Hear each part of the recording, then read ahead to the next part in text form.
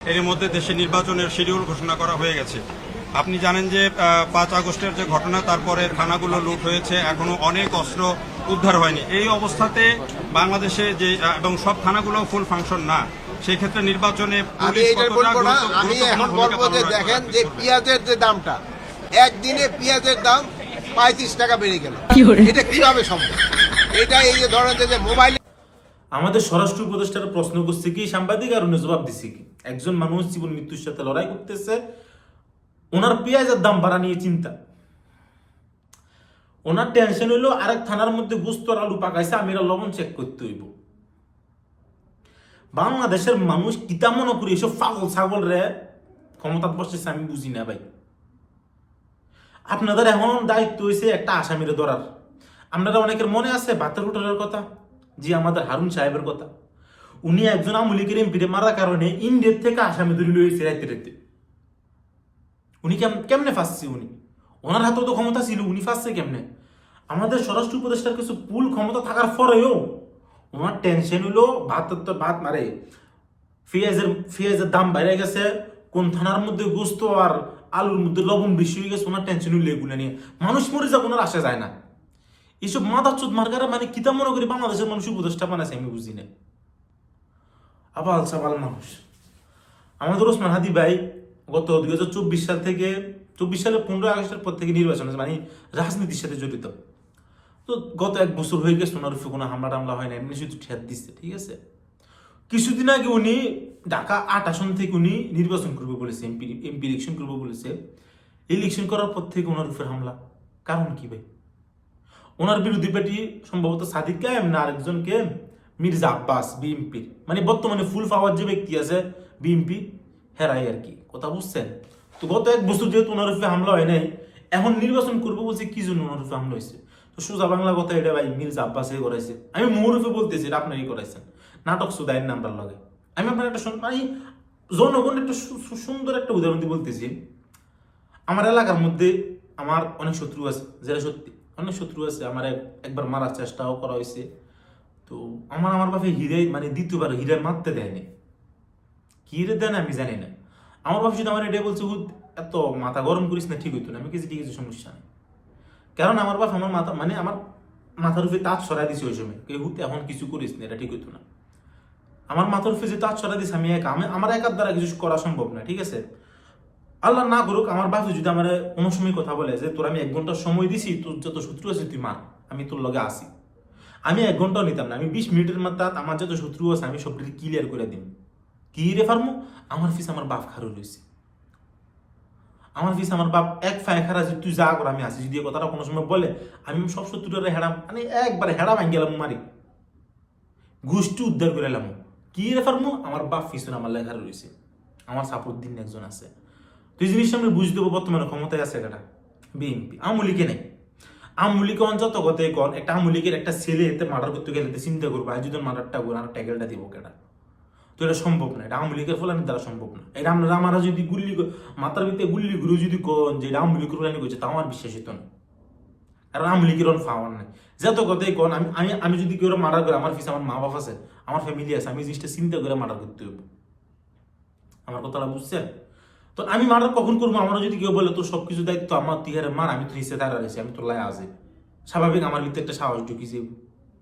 আমরা আমি জিনিসটি মানে এটা এমনি বুঝাইতেছি। আমাদের মির্জা আব্বাস উনি অনশিওর মানে একবার নির্বাচন উনি একাই বিজয় লাভ করবো। ওনার কোন এই মুহূর্তে ওনার বিরুদ্ধে কেউ দাঁড়াইবো এমন কেউ ইয়ে নাই, ক্ষমতা বা ফাওয়ার নেই, এমন কোনো জনপ্রিয়তা নেই। আমাদের হাদি ভাই যথেষ্ট জনপ্রিয় আছে, এর মধ্যে আমি একজন, আমি ওনার বিগ ফ্যান, ঠিক আছে। আমি ওনার আগের থেকে অনেক ভালো, ওনার ভিডিও আমি দেখি, ওনার কথাবার্তা আমার খুব ভালো লাগে, যা বলে মুহুর্ফে বলে, জিনিসটা আমার খুব ভালো লাগে। আমি আগের থেকে ওনার ফলো করি। তো আমার কত হয়েছে, ওনার মারবো কেডা আমার বুঝান। এখন যে ছেলে মারছে হ্যাঁ যদি কালকে টুয়াই পায়, ঠিক আছে, মনে হয় না পাইবো। কারণ একজন ক্ষমতাশালী ব্যক্তি যদি একজন মানুষের ফিসে খার হইতে হ্যাঁ টুয়াই পান, হ্যাঁ মারণ এত সহজ নয়। আমার কথাটা বুঝছেন আপনি? আজকে উসমান হাদিরি মারছে, কালকে হাসান আব্দুল্লাহরে মেরে নেবো, ফসুদ্দিন নাইদরে মেরে নেবো। বর্তমানে বিএনপি কি চাইতেছে জানেন? বিএনপি একটা জিনিস চাইতেছে যে যতগুলা ছাত্র 2024 সালে জুলাই আন্দোলনের সময় ছিল, যতজনে এই আন্দোলন ট্যাগেল দিছে, এরা সবগুলোরে ফালাই দিতে চাই বিএনপি, কারণ ভবিষ্যতে যাতে এমন মানুষ আর না খারো, ভবিষ্যতে হেরা যদি কোনো একটা কিছু করে, ঠিক আছে, হেরার বিরুদ্ধে যাতে কেউ না খারো। হেরা এই জিনিসটা ভুলে গেছে যে শেখ হাসিনাও কিন্তু এই জিনিসটা চেষ্টা করছে সবগুলোরে মাইরা ফালাই দিই, মানছি কিছু কইতো না ভুলে যাবো, এটা উল্টারা হয়েছে। তো আপনারা বুঝে নেন আমাদের বিএনপি কি শুরু করছে। বিএনপির কিন্তু গতিতে রেকর্ড বহুত খারাপ। আমি আপনাদের বলি, আমার বাপে আমার একসময় বলছে বিএনপি যত ভালো মনে করেছে তোলা ভালো না, কারণ আমি নিজে বুক ফুলে বলতেছি আমি একসময় বিএনপির পছন্দ করতাম। তবে বিএনপির এখনকার খাসিল দেখে আমার মনে হয় আমলি ওদের লোকে বেঠাচ্ছিল। আমি নিজের মহেশকে কথাটা বলতেছি, মানে এগুলোর আমলিকে মারা নাই, ঠিক আছে, এটা আমলিকের দোষ। আমলিকের দরকার আসলে এগুলো সবের একত্তরে নিয়ে জড়াই দন।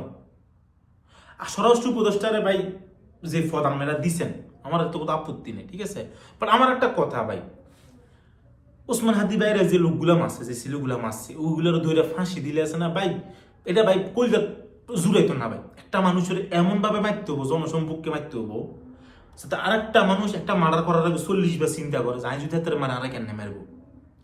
ভাই একটা জিনিস আমি বলি, দরদ দিয়ে মানুষ মারণ কোনো লাভ নেই, ঠিক আছে। আমি মানুষটা কেমন ভাই জানেন, আমার ভিতরে এক চুল পরিমাণ মায়া নাই মানুষের লেগে।